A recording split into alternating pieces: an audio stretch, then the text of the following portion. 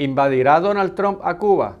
¿Y qué pasará si cayera el régimen socialista de Cuba? ¿Y qué efectos tendría sobre Puerto Rico? Todo eso te lo voy a explicar aquí en Vistazo al Mundo Digital.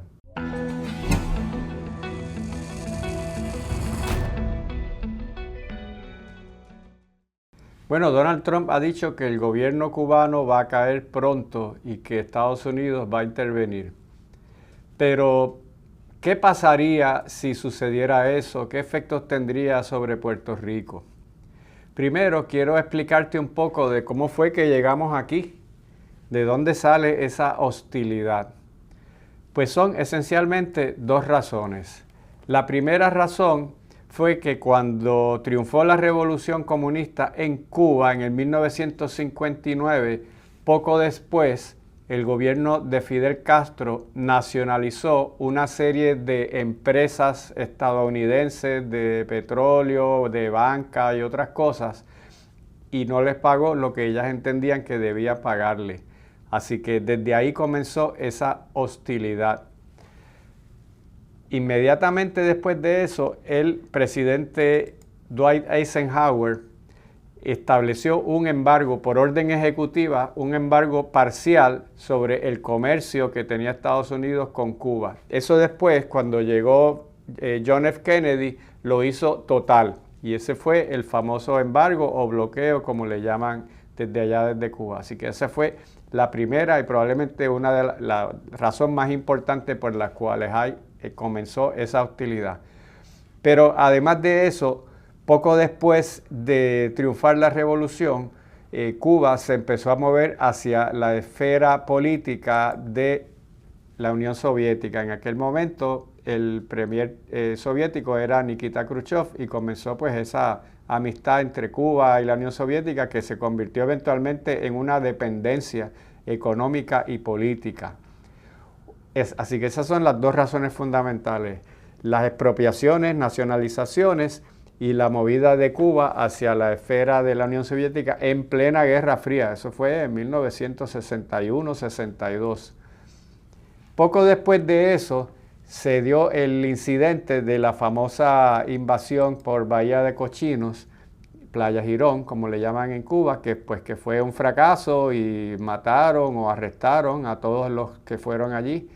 Después eventualmente negociaron y los que habían metido presos los devolvieron a Estados Unidos, pero eso marcó la última vez que Estados Unidos se apoyó o financió o intentó algún tipo de intervención militar directamente hacia Cuba. A raíz de eso, Cuba se fue moviendo todavía más hacia el ámbito militar de la Unión Soviética y se establecieron muchas bases militares de la Unión Soviética dentro de Cuba. Y eso llevó al incidente de la crisis de octubre, la crisis de los misiles de 1962, que fue y ha sido el momento en el que más cerca hemos estado de una tercera guerra mundial. Afortunadamente eso se resolvió, la Unión Soviética se comprometió a que no iba a poner allí instalaciones nucleares, mantuvo las militares, y Estados Unidos pues se comprometió a que iba a sacar unos misiles que tenía en Turquía. Esa fue la negociación. Pero el mundo estuvo en vilo durante una semana y media en octubre, a punto de una tercera guerra mundial. Pero además de eso, hay un factor importante que ha tenido mucho que ver en las relaciones entre los dos países, que es la emigración masiva de cubanos hacia Estados Unidos. Tal vez recordarás aquel evento famoso en el 1980, cuando el presidente Fidel Castro abrió el puerto de Mariel en La Habana para que todos los cubanos que quisieran irse a Miami pudieran hacerlo, y las lanchas que quisieran venir desde Estados Unidos a buscarlos lo pudieran hacer libremente. En ese momento, más de 125,000 personas se fueron de Cuba y llegaron a Miami.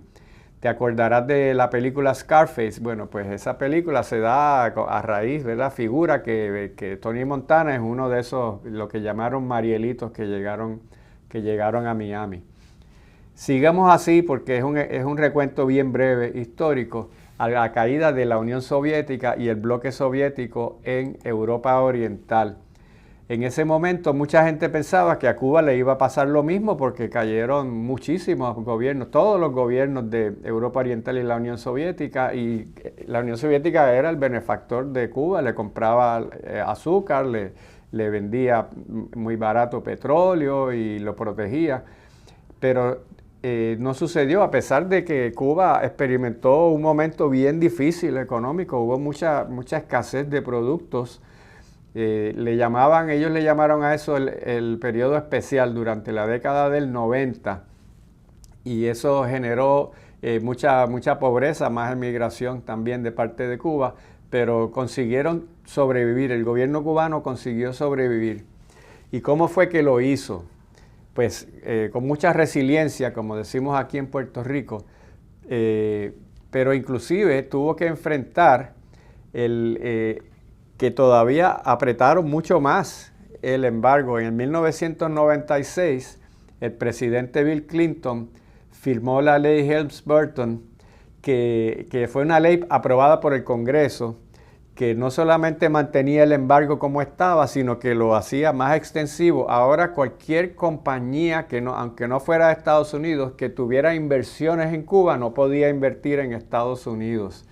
Y eso lo hizo a raíz de unos aviones que Cuba derribó en espacio aéreo cubano, que venían de Miami, que andaban por el Mar Caribe, pues buscando a ver si veían balseros para rescatarlos, y entraron a aguas territoriales cubanas. Estados Unidos dice que eran aguas internacionales, pero pues eso provocó una crisis diplomática fuerte y generó la opinión pública para apoyar esta ley.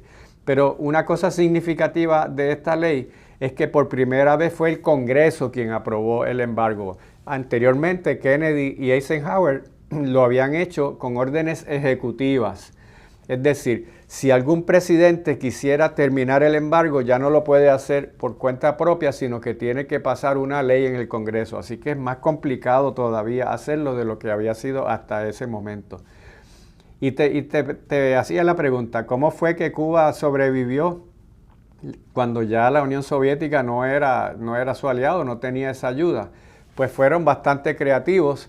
Abrieron, por ejemplo, el espacio para el turismo, para que empresas, no de Estados Unidos obviamente, pero canadienses, españolas, invirtieran y pusieran hoteles en Cuba para promover el turismo de Canadá, que vino mucho, turismo de Europa, de España, y más recientemente turismo de China. Y eso pues le ha generado mucho ingreso, porque esas personas pues compran ya sea en dólares o en euros, y eso les genera divisa, la de moneda, para poder entonces importar muchos de los productos que Cuba necesita para su economía. Pero otro factor que también le dio apoyo a que el gobierno cubano pudiera mantenerse, que no hubiera un colapso de su economía, pues fue el apoyo del gobierno de Hugo Chávez en Venezuela, que desde el principio del siglo, desde el 2000, pues comenzó a venderle petróleo barato a Venezuela, suministrándole energía a cambio de médicos cubanos que iban a Venezuela y asesores militares y asuntos como esos. Fue una alianza bien importante y una amistad personal entre Fidel Castro y Hugo Chávez que le dio un respiro a la economía cubana y un aliado importante en América en materia de geopolítica y de poder reinsertar a Cuba en la comunidad internacional, sobre todo en América. Pero además ellos tomaron algunas medidas internas, algunos cambios que fue, por ejemplo, uno de ellos fue lo que ellos llamaron los cuentapropistas, que es decir, que permitían, aunque es un gobierno socialista, que es una economía controlada todo por el gobierno, permitieron que personas particulares crearan empresas privadas. Ya esto se venía haciendo en una escala pequeña desde la década del 70, pero en la segunda década de este siglo, ya por ahí como hacia el 2010, pues lo expandieron y permitieron que a una escala pequeña también, no podías tener más de 10 empleados, no podía ser una gran compañía, pero que cubanos pudieran generar ingresos creando empresas privadas. La mayoría pues fueron cosas como restaurantes, taxistas o personas que ofrecían servicios, reparaciones y ese tipo de cosas. Y pues no quiere decir que eso salvó a la economía cubana, porque no es tampoco exageradamente grande, pero le dio también otro espacio de respiro para que la gente pudiera sobrevivir en un momento de tanta dificultad por tanta presión económica externa que tenían. Y también probablemente te recordarás que después que Fidel Castro salió del poder, todavía no había muerto, él renunció y fue Raúl Castro, su hermano, quien se convirtió en el presidente de Cuba, y para el año 2014 Barack Obama cambió el acercamiento hacia Cuba y nos dijo que no valía la pena seguir con esta hostilidad, que había que reconocer que ese era el sistema político de Cuba y que había que reiniciar las relaciones diplomáticas. Volvió a abrir la embajada de Estados Unidos en Cuba, que hasta ese momento era unas secciones de interés, lo hacían a través de los diplomáticos suizos, siempre se hablaban, pero abiertamente abrió la embajada en Cuba, y en Washington se abrió una embajada de Cuba en Washington, o se reabrió. Eso también permitió que mucha gente viajara a Cuba, que hasta ese momento no se podía, se podía, pero muy complicado. Y el mismo presidente Obama fue a Cuba. Él fue allí, los cubanos lo recibieron como un héroe. Y parecía ser en ese momento que era cuestión de tiempo de que las relaciones entre Estados Unidos y Cuba se iban a normalizar. Pero recuerda que Obama no podía hacerlo él solo, porque había una ley que se aprobó en el 96 y había que pasarlo a través del Congreso, y eso Obama no lo hizo. Poco tiempo después de eso, Raúl Castro también renunció al poder y tomó entonces las riendas el que es ahora presidente, que es Miguel Díaz-Canel Bermúdez. Y ese cambio es significativo porque Díaz-Canel nació después de la revolución. Y mucha gente pensaba que una vez dejaran el poder o murieran todos los dirigentes, lo que ellos llaman los líderes históricos, ¿verdad? Las personas que estuvieron en la revolución, que todavía quedan algunos vivos, no muchos, ¿verdad? Están muy mayores. Pero mucha gente pensaba que una vez esa generación dejara de existir, que se iba a perder el ánimo, que ya no iba a haber ese entusiasmo en la generación que nació en la revolución, y que eventualmente iba a desaparecer. Pues eso no sucedió. Díaz-Canel, aunque es un poco más diplomático que lo que había sido definitivamente Fidel, pero también tiene la misma ideología clara socialista, y ha intentado, ¿verdad? Tiene ese mismo compromiso con la revolución y ha intentado pues mantener, y hasta ahora pues ha mantenido el gobierno socialista en Cuba. Eso no ha evitado que se den protestas masivas, como en el 2021, que hubo una oleada de protestas en Cuba en contra sobre todo protestando contra lo que ya eran apagones en aquel momento, contra las condiciones económicas y contra la falta de libertades civiles en Cuba. Eso también, en aquel momento mucha gente pensó que eso era el fin del sistema cubano. Tampoco sucedió así.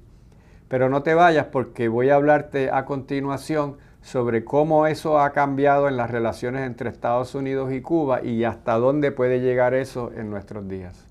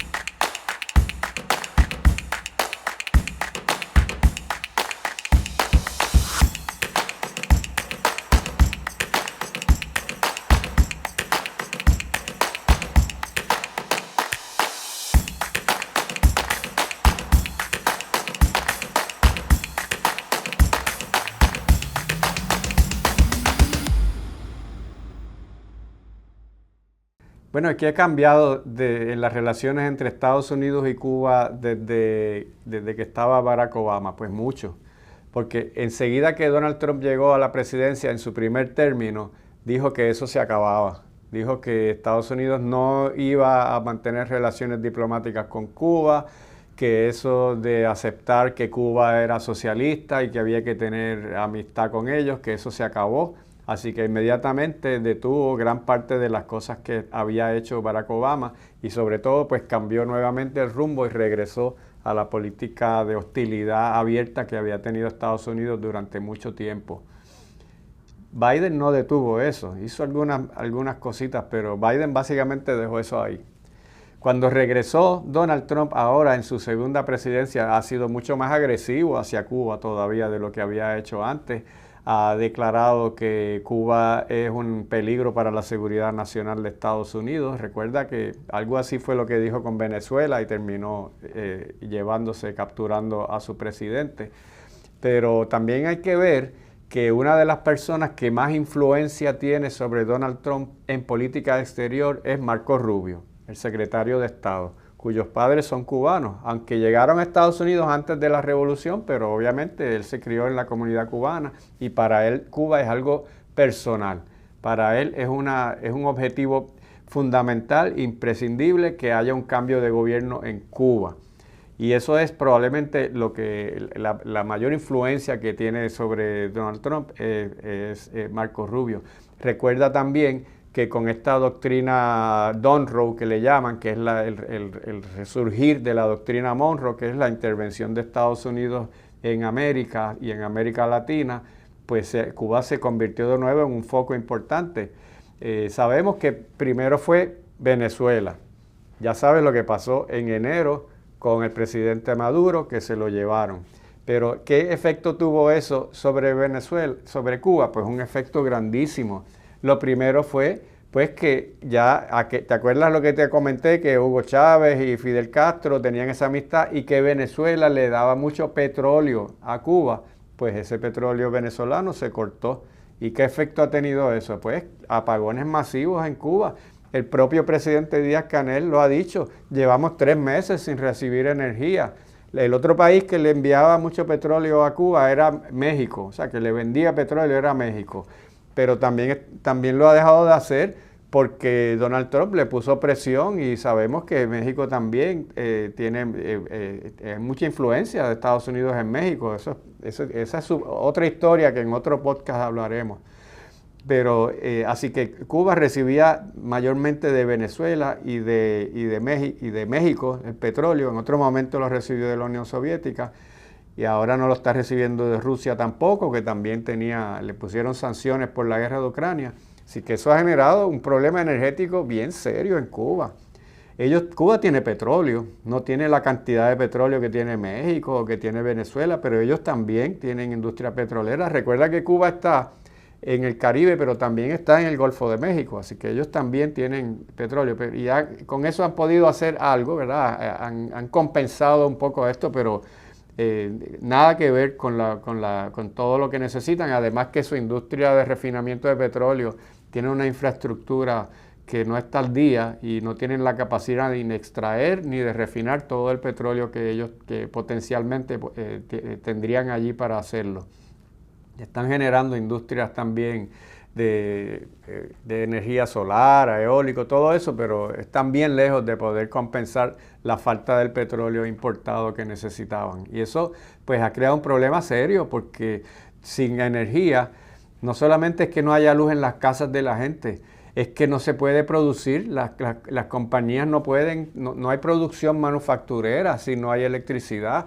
Las universidades han tenido que cerrar, escuelas, toda la vida de un país se paraliza cuando no hay energía. Nosotros lo sabemos bien cuando vino el huracán María, cómo se paralizó el país. Pues en una circunstancia ahora mismo así está Cuba, porque Donald Trump le dijo al mundo que cualquier país que le vendiera petróleo a Cuba, él le iba a imponer aranceles adicionales. Así que fue una parte adicional al embargo tradicional comercial, ahora es a propósito estrangular energéticamente a Cuba pues obviamente con la intención de que haya tanta inestabilidad social que eso provoque que los mismos cubanos quieran tumbar el gobierno. Y bueno, en alguna medida eso está funcionando porque ha habido protestas a través del país por los apagones, aunque el presidente dice, yo sé que hay descontento, el presidente Díaz-Canel le dice, hay descontento, pero no es mi culpa, es que no me dejan comprar petróleo, yo estoy haciendo lo que pueda, pero de todas maneras, en cualquier país del mundo, cuando las cosas se ponen difíciles, ¿a quién es que la gente le reclama responsabilidad? Pues a su gobierno. Así que eso es lo que están haciendo los cubanos. Inclusive ha habido protestas fuertes y hasta violentas, como pasó en la ciudad de Morón, que atacaron el cuartel del Partido Comunista Cubano y hasta le prendieron fuego allí algunas cosas. Así que la inestabilidad social en Cuba está creciendo. A eso es lo que apuesta Donald Trump, a que haya tanta presión que sean los mismos cubanos los que quieran que eso suceda. Bueno, ya veremos si eso pasa, porque no sucedió anteriormente y han demostrado tener la capacidad de sobrevivir a eso. Lo que pasa es que esto es mucho más fuerte de lo que les había pasado en ningún otro momento, porque ahora no es embargo comercial, es embargo energético, es un aislamiento y además es una política exterior de Estados Unidos bien agresiva, mucho más que desde lo que había sido hace mucho tiempo. Y por eso es que esto se está convirtiendo ya en un problema que mucha gente piensa que es cuestión de tiempo, eso lo veremos. Otro incidente también que aumentó la tirantez, las tensiones, fue cuando hace poco la Guardia Costanera de Cuba hundió una lancha que venía de Estados Unidos hacia La Habana, también pues para rescatar balseros, que es lo que ellos siempre hacen.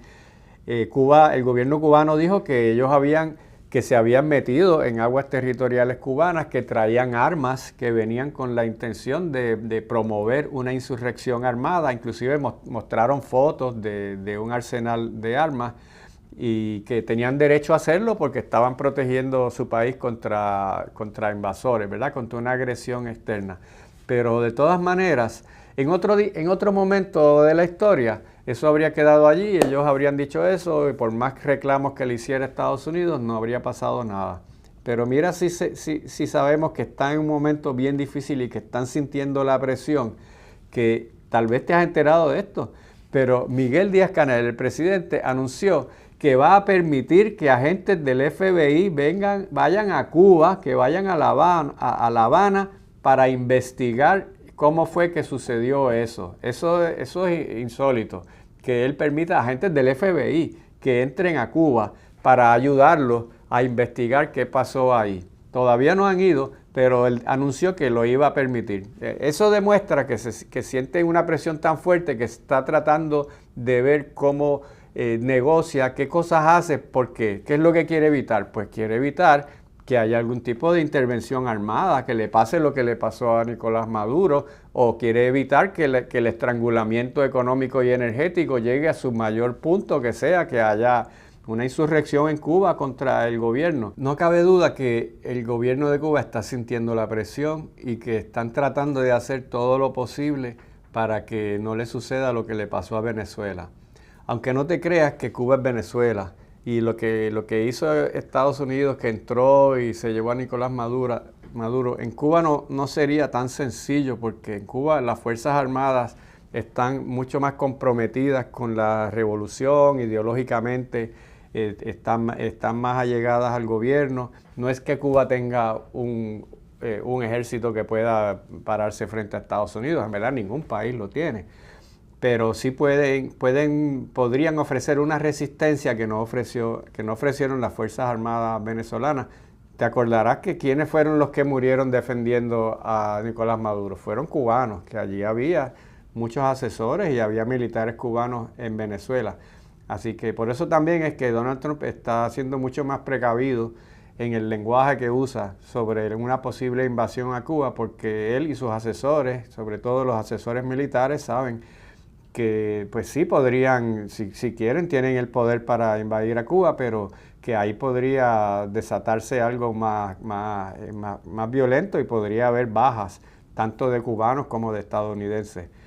Pero mira si Díaz-Canel está sintiendo la presión, que ha hecho conferencias de prensa, primero para explicarle al pueblo cubano qué es lo que está haciendo para enfrentar la crisis energética. Está haciendo algo que no se veía antes, que es que está reconociendo que las personas están protestando, está reconociendo que hay mucho descontento, que tienen razón en estar descontentos con el gobierno, que el gobierno ha cometido errores, ¿verdad? Tiene una retórica diferente porque pues, está tratando de que el gobierno sobreviva. Pero él anunció en una conferencia de prensa hace poco que están teniendo conversaciones con Washington, que están conversando, no él con Trump, pero que funcionarios cubanos están hablando con funcionarios estadounidenses, un poco tratando de negociar para que no se dé la invasión y para que cedan, ¿verdad?, en esas presiones económicas. Pero ¿qué es lo que pueden negociar? Porque también con Venezuela hablaban de que estaban negociando y estaban conversando. ¿Qué es lo que pueden negociar? ¿Qué es lo que puede hacer? ¿Qué cambios puede hacer el gobierno cubano para complacer a Donald Trump y que les quiten todas esas presiones? Pues, ¿qué es lo que pide Estados Unidos? Pues una de las cosas que pide es que le paguen por esas empresas que nacionalizaron allá a principios de los 60. Eso lo han dicho todos los presidentes de allá para acá. Obama también lo decía. Hoy día, si fueran a pagar lo que Estados Unidos dice que le deben, eso serían cerca de 8,000 millones de dólares. Eso es como un 4% del Producto Interno Bruto de Cuba. Cuba no tiene ese dinero para pagarle eso. Así que además sería un reconocimiento de que lo que hicieron estuvo mal y que ahora tienen que revertir. Pero probablemente si lo tuvieran, lo considerarían. Lo que pasa es que ahora mismo es el peor momento para ellos sacar ese dinero si están en una crisis económica bien grande. ¿Qué es lo otro que les piden? Que también lo pidió Obama. Y digo Obama porque pues, fue el que más se acercó, pero aún hasta Obama les pedía esas cosas. Que tengan elecciones con varios partidos políticos, pero que no sea el Partido Comunista Cubano el único partido que exista en Cuba. Eso básicamente es pedirle que renuncien al socialismo, que cambien el sistema de gobierno, que renuncien a la revolución, porque eso es una parte fundamental de la revolución, que hay un solo partido, que es el que en principio recoge a toda la clase obrera y es el único que puede llevar a cabo sus intereses. Esa es la teoría. Si Cuba hace eso, si el gobierno cubano permite que haya otros partidos políticos y que haya elecciones, entonces pues se arriesga a que un partido político gane las elecciones y decida cambiar la constitución y traer el capitalismo y eliminar el socialismo. Eso sería pues que se acabara la revolución y para ellos pues eso sería pues perder. Eso sería lo peor en el caso de ellos, lo que les podría pasar. Difícil que puedan hacer eso. El otro elemento, ¿verdad?, que Estados Unidos reclama es el tema de los derechos civiles, el tema de los derechos humanos. Y para un poco aplacar ese reclamo, pues el gobierno de Díaz-Canel ha liberado en estos días, a cerca de 14 personas que tenía en las cárceles, que ellos dicen que son prisioneros políticos, un poco pues para tratar de decir que está mejorando esa situación de los derechos civiles.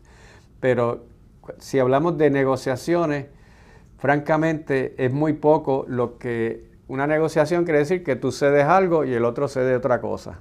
¿Qué puede ceder Estados Unidos? Pues permitir que entre petróleo y quitarle el embargo comercial. ¿Qué puede ceder Cuba? Pagarle las indemnizaciones, hacer elecciones libres.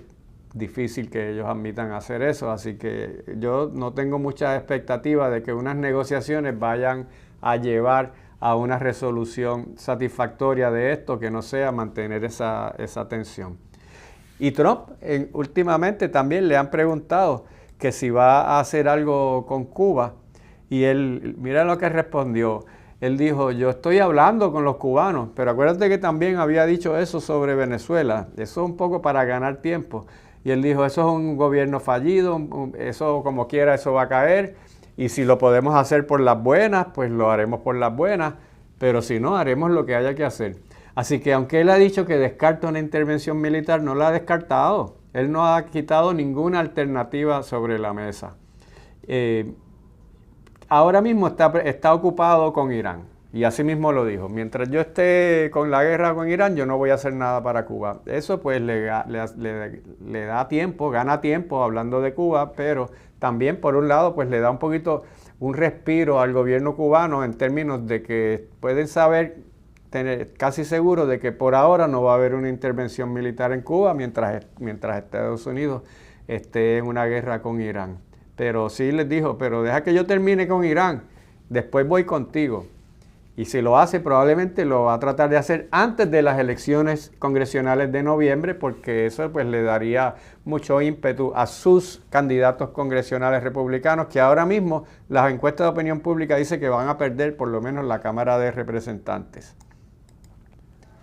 Pero Estados Unidos tiene el derecho a intervenir en Cuba. Bueno, eso es una pregunta bien importante y bien polémica también. Por un lado, la Organización de Naciones Unidas dice que no. Ellos han aprobado 33 resoluciones a través de los años condenando el embargo de Estados Unidos a Cuba. Dicen que eso es una intervención indebida contra la soberanía cubana y que Estados Unidos no tiene derecho a hacer eso. Así que por ese lado, pues se puede alegar que no, que es ilegal lo que está haciendo Estados Unidos y que solamente es el uso de la fuerza. Pero también te quiero presentar el otro lado. Uno de los lados es la emigración cubana a Estados Unidos. Hay casi 2 millones de cubanos en Florida y hay otros cubanos también en New Jersey. Y para bien o para mal, porque uno puede verlo como que eso ha sido, que han enriquecido a Estados Unidos y cultural y económicamente, pero también ha traído problemas. La emigración es un problema. Lo que no se puede negar es que lo que pasa en Cuba, lo que ha pasado en Cuba, ha tenido un efecto sobre Estados Unidos dentro de su país, comenzando con la emigración masiva de cubanos que ha llegado allí. Eso transformó Miami y otras ciudades, así que sí ha tenido un efecto sobre Estados Unidos. Aparte de eso, podemos hablar del tema de la seguridad nacional. Y sabemos que primero con la Unión Soviética, pero luego los barcos rusos también, barcos de guerra rusos han llegado allí, han hecho operaciones militares con el ejército cubano en el puerto de La Habana. También barcos chinos han llegado allí, barcos militares chinos han llegado allí. Entonces, pues tú podrías decir, pero Cuba tiene derecho a tener los aliados que quiera, Estados Unidos no tiene derecho a imponerle qué aliados tiene. Sí, bueno, en un mundo ideal, pero en un mundo real sabemos que Estados Unidos ve eso como una amenaza contra su seguridad nacional, sobre todo ahora con esta nueva doctrina Monroe que trae Donald Trump, que dice que no va a permitir que haya ninguna influencia china ni Rusia en América. Así que desde esa perspectiva, para ellos eso es algo bien serio. El otro tema es el de los derechos humanos, ¿verdad? Que Estados Unidos dice, pues yo tengo derecho a intervenir allí porque hay violaciones de derechos. Eso es cierto, pero francamente, históricamente, Estados Unidos pues ha tenido muchos países aliados que han sido violadores de derechos humanos y no ha tenido ningún problema con eso. Ahora, también te hice una pregunta al principio sobre Puerto Rico. ¿Eso puede tener algún efecto? Bueno, el gobierno de Puerto Rico debería, si no lo está haciendo, debería estar considerándolo porque puede haber un cambio de gobierno pronto en Cuba, tal vez sí, tal vez no, pero deben estar preparados para eso. Hay algunas cosas positivas, otras cosas negativas que podrían ser efectos de si hubiera un cambio de gobierno en Cuba. Uno de los efectos que puede ser positivo en Cuba, en Puerto Rico sobre Cuba, es el tema de la banca y los servicios. La banca y los servicios en Puerto Rico pues son muy modernos, están bien desarrollados y en Cuba no.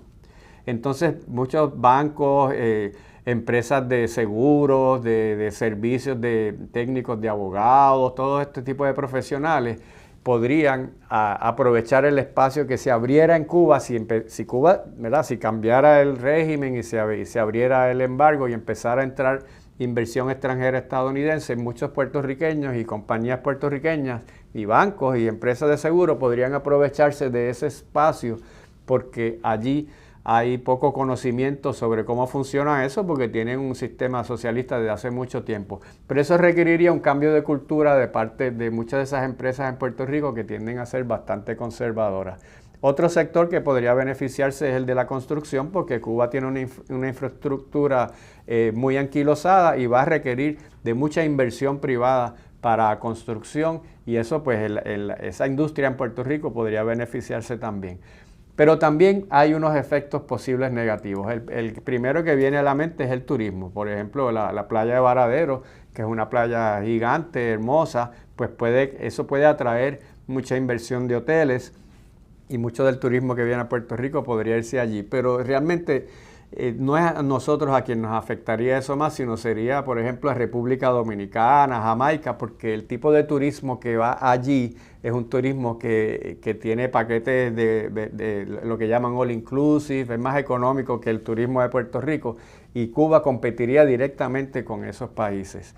También el turismo cultural podría tener un efecto negativo sobre Puerto Rico, porque pues La Habana y esos lugares históricos se parecen mucho a Puerto Rico.